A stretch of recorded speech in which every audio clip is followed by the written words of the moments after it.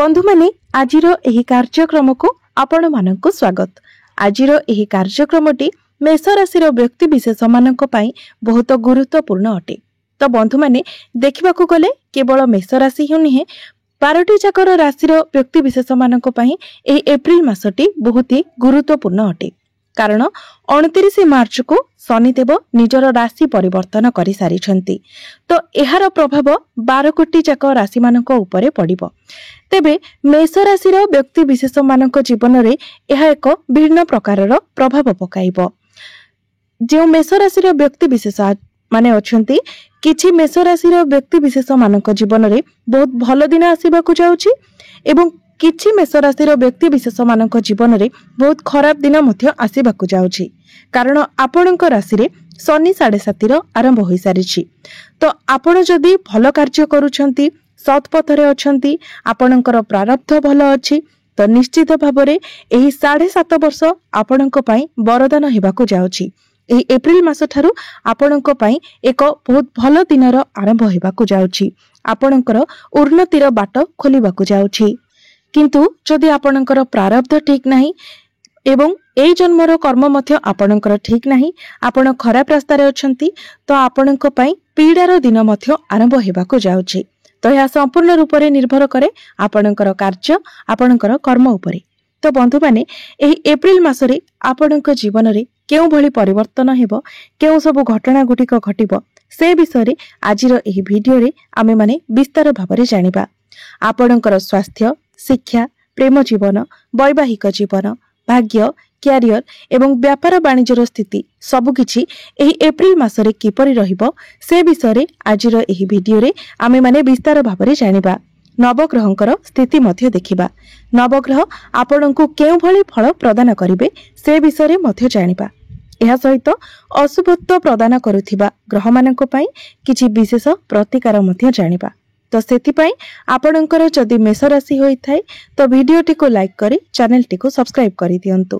कारण आपण सब बेले हमर एही चैनल ले मासिक राशिफल विषय रे जानि परिबे।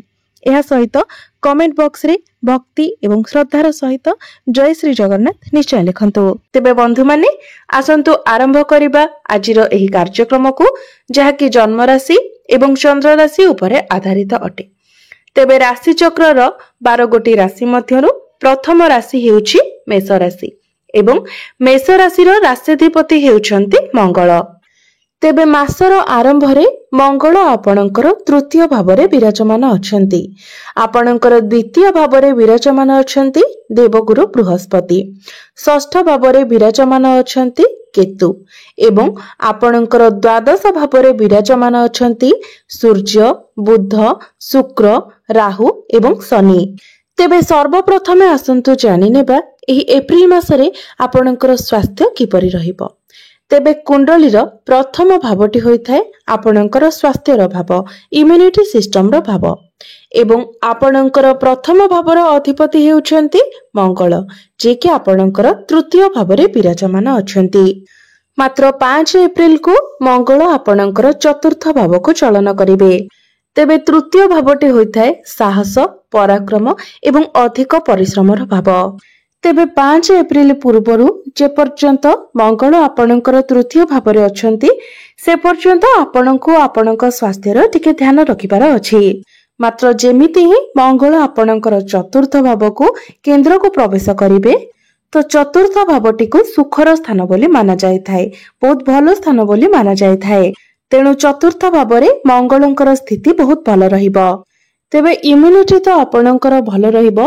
मात्र पंचम भावर अधिपति सूर्य जेहेतु आपणकर द्वादश भावरे अछंती एहा व्यतीत शुक्र एवं शनि मध्य जेहेतु आपणकर द्वादश भावरे अछंती तेणु 15 एप्रिल पूर्वरु आपण टिके निजर खाद्य प्रति नियंत्रण रक्षा करंतु। Oily food junk food fast food एसबु ठारू आपण दूरे रुहंतु एवं हेल्दी फूड खांतु। कारण आपणकर स्टमक रिलेटेड किछि प्रॉब्लम देखा देई पारे। इन्फेक्शन एलर्जी भली मध्य किछिटा समस्या देखा देई पारे। कारण बुध सूर्य ए समस्ते राहुଙ୍କ सहित अछंती तेणु एभली किछिटा समस्या देखा देई पारे। तेबे 15 एप्रिल पर्यंत आपणको ए सबुर ध्यान रखिबार अछि। एबे आसंतु जानिबा विद्यार्थी मानक पई किपरि रहिबो एप्रिल 2025। तेबे कुंडलीर पंचम भावटी होइथाय आपणकर शिक्षार भाव।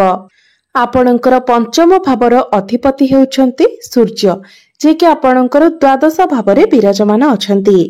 एहा व्यतीत आपणकर शनि 7.5 मध्य आरंभ होई सारिछि।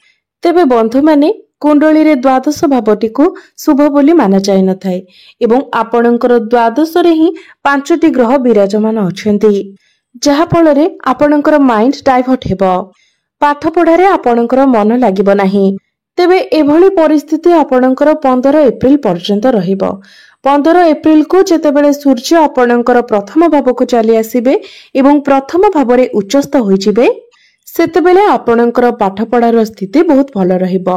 15 एप्रिल परे जदि आपणकर कोनोसी एग्जाम थाए तो सेथिरे मध्य आपणको बहुत अधिक सफलता मिलिबो। एहा व्यतीत जेहेतु आपणकर शनि 7.5 आरंभ होई सारिछि एवं शनि हेउछंती न्यायदाता, कर्मफलदाता। तेबे आपणक जन्म कुंडली रे शनिकर स्थिति ही सबुठारु अधिक मैटर करे। जदि कुंडली रे शनिकर स्थिति बहुत भल रही थाए तो यही 7.5 वर्ष आपणक पई बहुत भल रहिबाकु जाउछि। आपणको बहुत किछि अचीवमेंट मिलिबाकु जाउछि। मात्र शनिकर स्थिति जदि आपणकर जन्म कुंडली रे खराब रही थाए तो आपण एही 7.5 वर्ष निजर कर्म फल भोग करबाकु प्रस्तुत होई जांतु। कारण आपणकर पूर्व जन्मर कर्म आधार रे ही एही जन्म रे शनिकर स्थिति आपणकर कुंडली रे रही थाए। जदि पूर्व जन्म रे आपण किछि खराब कार्य करिथांती तो एही जन्म रे आपणक कुंडली रे शनिकर स्थिति खराब होई थाए। तेणु ता पई तो आपण किछि करि परिबे नाही, मात्र वर्तमान आपण किंतु निजर कर्म को सुधारी परिबे। तेणु एबेठारु ही आपण सुधुरी जिबा उचित। तो एबे आसंतु जानि लेबा आपणकर प्रेम जीवन किपरि रहिबो एही एप्रिल 2025 रे। तेबे कुंडलीर पंचम भावटी आपणकर शिक्षार भाव हेबा सहित पंचम भावटी मध्ये होइथाय आपणकर प्रेम जीवनर भाव। तेबे मु आपणको पूर्वरु कहि सारिछि जे आपणक पंचम भावर अधिपति हेउछंती सूर्य, जे कि आपणकर द्वादश भावरे विराजमान अछंती। तेबे सूर्य जेहेतु राहुଙ୍କ सहित अछंती तो आपणक मध्यरे क्रोध देखा देबो। आपणक पार्टनरक मध्यरे मध्य एग्रेशन देखा देबो, जहा फल रे छोट छोट कथा को नेकी, अजथा कथा को नेकी आपणक मध्यरे युक्ति तर्क हेबो, लड़ाई झगड़ा हेबो। जे कथार किछि मूल्य ही नथिबो सेही कथा को नेकी आपणक मध्यरे बहुत बड़ इश्यू हि जिवो। जेहेतु सूर्य राहुଙ୍କ सहित अछंती तो सेथि पई ए सब प्रॉब्लम आपणकर प्रेम जीवन रे देखा देबो। तेबे जे पर्यंत सूर्य द्वादश भाव अछंती अर्थात 15 एप्रिल पर्यंत आपनको टिके मैनेज करबाको हेबो, आपनको ही ए सब एडजस्ट करबाको हेबो। जेतेबेले सूर्य आपणकर प्रथम भाव को चली आसीबे अर्थात 15 एप्रिल थारु आपण ए सब रे सुधार देखिबाको पाए।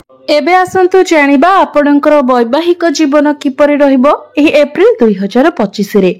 तो बंधु माने कुंडलीर सप्तम भावटी होइथाय आपणक वैवाहिक जीवनर भाव एवं आपणक जीवन साथीर भाव। तो आपणकर सप्तम भावर अधिपति हेउछंती शुक्र एवं शुक्र आपणकर द्वादश भावरे अछंती। मात्र द्वादश भावरे शुक्र उच्चस्थ अछंती, हेले भी शुक्र राहु एवं शनि सहित द्वादश भावरे अछंती। तेबे वैवाहिक जीवन एप्रिल मासरे आपणकर भल रहिबो। आपण दुई जण मिसी केउआडे बुलाबुली करबाको जाय पारंती, कोनोसी धार्मिक यात्रा मध्य आपण करि पारंती। आपण दुई जण मिसी निजर वैवाहिक जीवन हो किंबा निजर परिवार को नै हो किछि प्लानिंग करि पारंती, किंबा आपणकर जीवन साथी निजर कैरियर को नै कि अधिक व्यस्त मध्य रहि पारंती। तेबे आपणकर जीवन साथी जेमिति तरपरिया भाबरे कोनोसी डिसिजन न नियंतु सेथि प्रति आपणको ध्यान रखिबार अछि। एबे आसंतु जानिबा सबुठारु महत्वपूर्ण विषय वस्तु आपणकर भाग्य, कैरियर एवं व्यापार वाणिज्यर स्थिति किपरि रहिबो एप्रिल 2025 रे। तो कुंडलीर नवम भावटी होइथाय आपणकर भाग्यर भाव। तेबे आपणकर नवम भावर अधिपति हेउछंती देवगुरु बृहस्पति, जे कि आपणकर द्वितीय भावरे विराजमान अछंती। तेबे द्वितीय भावरे रही गुरु आपणकर दशम, षष्ठ एवं अष्टम भाव को देखुछंती। तेबे बंधु माने जदि आपणकर सेमिति किछि इमरजेंसी नाही, अर्जेंट नाही, तो आपण जेते बड़ बड़ कार्य अछि से सब को 15 मई पर करने को चेष्टा करंतु। भाग्य संबंधित कोनोसी भी कार्य आपण 15 मई पर करबा भल रहिबो, कारण 15 मई को गुरु निजर राशि परिवर्तन करिवे एवं आपणकर तृतीय भाव को चलन करिवे। तृतीय भाव को जेतेबेले गुरु आसीबे तो गुरुंकर दृष्टि नवम भाव अर्थात भाग्य भाव उपर ही रहिबो, तो सेतेबेले आपणको आपणको भाग्यर अधिक साथ मिलिबो। मात्र एप्रिल मासरे क्यारियर को नेकी भल रहिबो, कारण गुरुंकर दृष्टि जेहेतु दशम भाव उपरे रहुछि तो आपणको इंटरव्यू पाई कॉल आसी पारे, चाकरी मध्य मिलिबार बहुत अधिक संभावना रहुछि। आपणकर ज्ञान बढ़िबो, मैनेजमेंट स्किल्स मध्य बहुत भल रहिबो। तेबे 15 एप्रिल परे बहुत अधिक भल रहिबो, कारण सूर्य आपणकर प्रथम भावरे उच्चस्थ होइजिबे। तो 15 एप्रिल परे जदि आपण किछि ट्रेडिंग किंबा इन्वेस्टमेंट करंती तो सेथिरे आपणको लाभ मिलिबो। एबे आसंतु जानिबा आपणकर क्यारियर किपरि रहइबो एप्रिल 2025 रे। तो कुंडलीर दशम भावटी होइथाय आपणकर क्यारियर भाव एवं दशम भावर अधिपति हेउचंती शनि, जे कि आपणकर द्वादश भावरे अछंती। तेबे द्वादश भावरे शनि राहुको सहित मध्य विराजमान अछंती एवं राहु आपणकर द्वादश भावरे 18 मई पर्यंत रहिबे। तो 18 मई पर्यंत आपणकर श्रापित दोषर निर्माण हेउछि। तो सेबे अर्थात 18 मई पर्यंत आपण जेमिति कोनोसी आर्गुमेंट चक्कर रे न पड़ंती, अर्थात कहा सहित आपण अजथारे कोनोसी आर्गुमेंट करंतु नाही। क्यारियर रे आपणको ए सब कथा प्रति विशेष ध्यान रखिबार अछि। आपणकर बॉस हुंतु, सीनियर हुंतु, जूनियर हुंतु, जेमिति कहा सहित भी आपण किछि आर्गुमेंट न करंती, सेथि प्रति आपण बहुत अधिक सतर्क रहिबार अछि।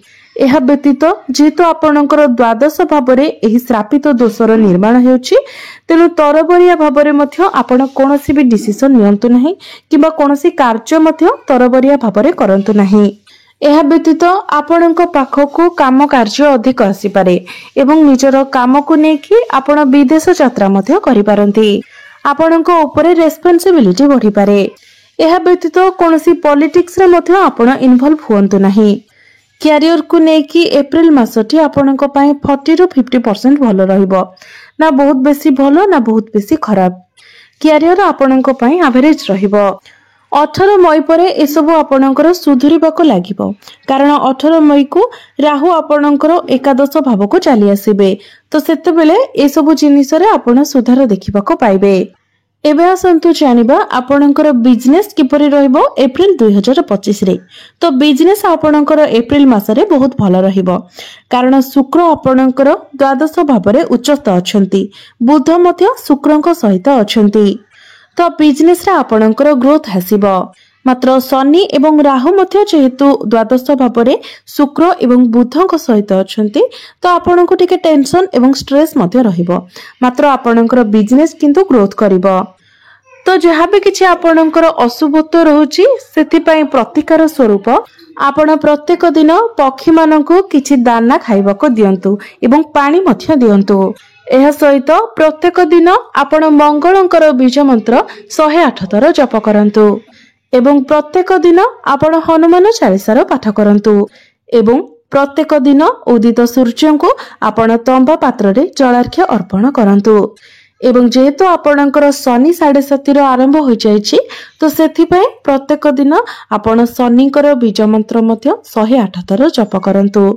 निश्चित भावरे आपणकर समस्त अशुभत्व गुड़िक खंडन होई आपणको अधिक शुभत्व प्राप्ति हेबो। तेबे बंधु माने आपणकर जीवन मंगलमय हेउ, एहा ही ईश्वरक निकटरे मोर प्रार्थना। धन्यवाद।